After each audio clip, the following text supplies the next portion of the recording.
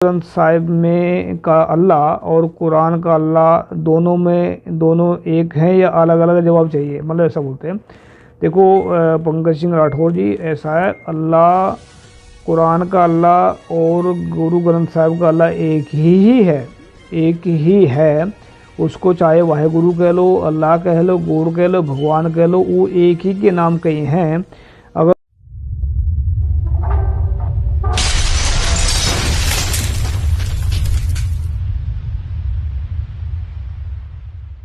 वाहिगुरु जी का खालसा, वाहिगुरु जी की फतेह। सत श्री अकाल, नमो बुद्धाय, जय निवास साथियों, अस्सलाम वालेकुम साथियों। वायुमान न्यूज़ चैनल पर आप सभी का स्वागत है। मेघराज सिंह अमेरिका से।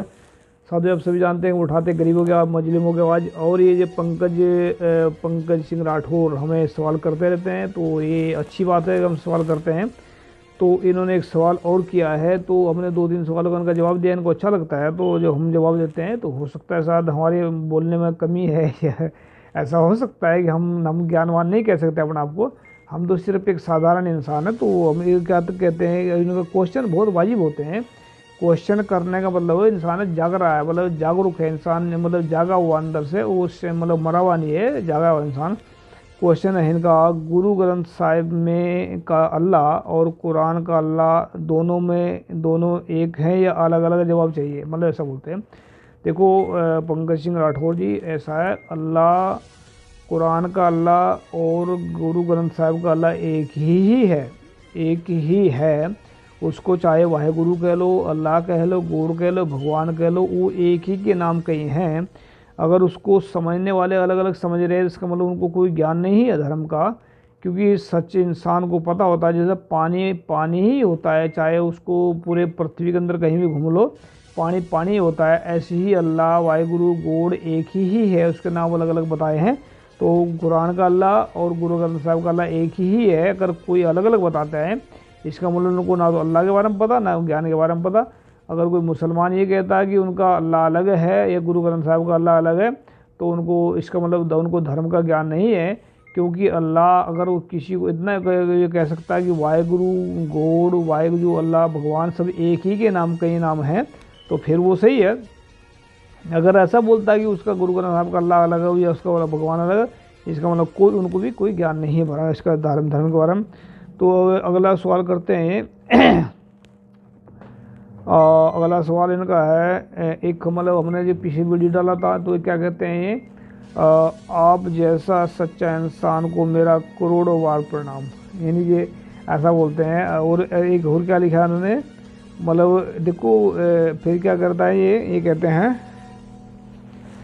कि यार हम लोगों को आपको थैंक यू बोलना चाहिए, आप तो बहुत महान काम कर रहे हैं। यानी कि इनको ऐसा लगता है कि हम महान काम कर रहे हैं। देखो पंकज सिंह राठौर भाई, हम कोई महान काम नहीं कर रहे, हम तो एक इंसानियत का फ़र्ज निभा रहे हैं, जो हमें सभी को करना चाहिए इंसान का फ़र्ज।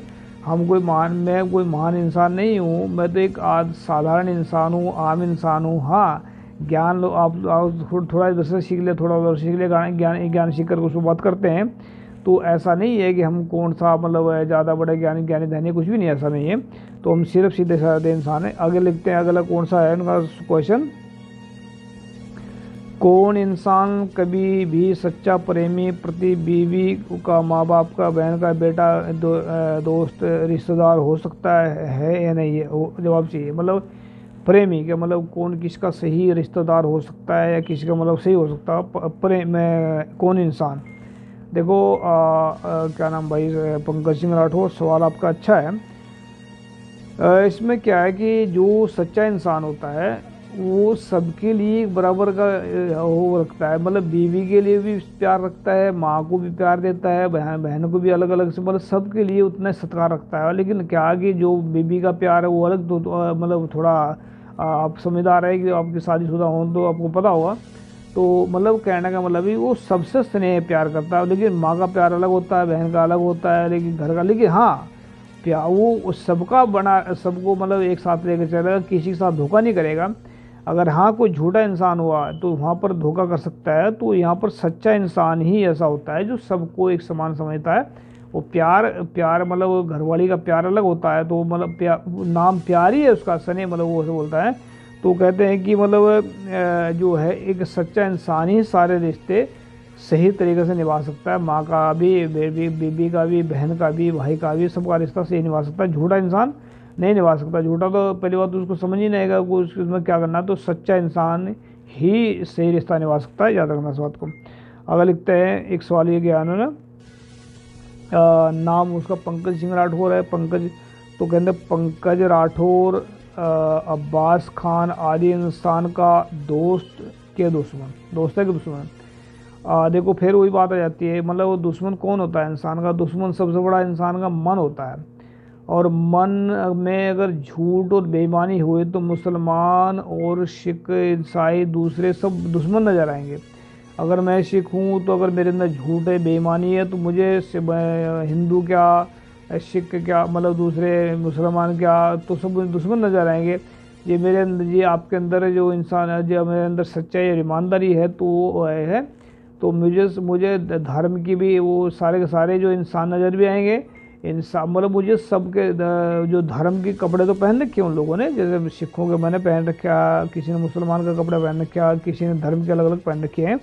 लेकिन क्या इसमें कि मतलब इंसान ही अगर उससे देखा तो ध्यान जाए, जब हम 5 तत्व के बने हुए सभी के सभी हाड़ मांस खून सबका हम जगह एक जैसे ही है, तो इसका मतलब है कि वो जो है दोस्त सच्चाई के दम पर दोस्त बन सकते, भाई बन सकते हैं। कोई ज़रूरी नहीं है कि मतलब दुश्मन तो इंसान भाई का भाई बना रहा है दुश्मन, ये तो धर्म की बात है। आज तो प्रॉपर्टी के दुश्मन बने हुए हैं, और लालच का बीच में दुश्मनी का जो बीच में वो होता है। और दुश्मनी किस चीज़ से खड़ी होती है? दुश्मन खड़ी होती है नफ़रत से और अज्ञानता से। ये दोनों के बीच में धरना, भाइयों के बीच में खड़ी होती है नफ़रत, और रिश्तेदार खड़ी होती है बीच में, एक दूसरे को बांट पड़ते हैं। नफ़रत और लालच ये दोनों दुश्मनी खड़े करती हैं, और अज्ञानता और जो समानता और प्यार और मोहब्बत ये इंसान खड़ी करती है। तो दुश्मन कोई किसी का नहीं होता, दुश्मन सिर्फ खुद का आदमी खुद ही दुश्मन होता है, और झूठ और बेईमानी से। अगले लिखते हैं, कौन इंसान हमेशा मोहम्मद साहब, जीसस, नानक, राम, कृष्ण, बुद्ध, महावीर, गीता, कुरान, बाइबल, गुरु ग्रंथ साहिब में से बुराई ढूंढ लेता है? ये सवाल अच्छा करते हैं। और कौन इंसान हमेशा से बुरा इंसान में भी अच्छाई ढूंढ लेता है? जवाब चाहिए मुहर्रम, जीसस, नानक, राम, कृष्ण, बुद्ध, महावीर में बुराई ढूंढने वाले। यानी कि मतलब जवाब तो ऐसा है ना, देखो क्या होता है ना, ये मतलब अपना अपना नज़रिया होता है। बहुत सारे अलग अलग बैठे हैं, बहुत सारे को मेरे अंदर 99% गलतियाँ नज़र आ रही होंगी, बहुत सारे को अंदर आप महान कहते हैं तो आपको कुछ नज़र आ रहा होगा, तो तभी आप कहते हैं, क्योंकि आपको खुद को ऐसा लग रहा है कि अच्छाई सच्चाई पसंद आ रही, इस करके आप बोलते हैं। तो दरअसल क्या है कि जो इंसान के अंदर खुद के अंदर कमी है, अगर हम कमी मतलब बहुत सारे जो है ना, एक तो चैलेंज करते हैं, कई देखो जो झूठ को चैलेंज करते हैं, एक सारे बहुत सारे सच्चाई के सामने खड़े हो जाते हैं। तो मतलब कुल मिला के ये कि जो आदमी खुद बुराइयों से भरा हो तो वो तकरीबन वैसे ही देखेगा वाली साइड में। जो आदमी अच्छाइयों से भरा है तो वो अच्छा आदमी जो भरा होता है वो सिर्फ दुश्मन को चैलेंज करेगा, जो मतलब जिसकी वजह से पूरा समाज खराब हो रहा, जिसकी वजह से मतलब बहुत कुछ खराब हो रहा हो, उसको चैलेंज करेगा वो। नहीं तो सबको सबसे चैलेंज भी सिर्फ इस करके करेगा कि उसकी वजह से वातावरण खराब हो रहा। नहीं तो वो जो है एक इंसान कभी मतलब जो है जो सच्चा इंसान होगा, जैसे गुरुओं ने चैलेंज किया था, दुश्मनों को चैलेंज किया जो मतलब मानवता का घाण कर रहे हैं, उसका दुश्मन मतलब वो किसी को दुश्मन नहीं समझते, वो सिर्फ सबसे प्यार करते हैं, चाहे दुश्मनी क्यों ना हो, प्यार वो इंसानियत के नाते प्यार करते हैं। लेकिन दुश्मनों को चैलेंज इस करके करते हैं कि वो उसकी वजह से मानवता शर्मसार हो, इसकी वजह से मानवता परेशान है। तो इस करके जो है वो जो है एक सच्चा इंसान के लिए कोई दुश्मन नहीं है, और सच्चे इंसान के दुश्मन बहुत सारे बन जाते हैं। और एक जो है झूठा इंसान होता है वो उसका तकरीबन सभी दुश्मन बन जाते हैं, उसका खुद दुश्मन होना होता है। तो पंकज सिंह राठौर आपका धन्यवाद, आपने सवाल किए, थैंक यू सबका। सत श्री अकाल, वाहिगुरू जी का खालसा, मिलते हैं नेक्स्ट वीडियो में, वाहिगुरू जी का खालसा।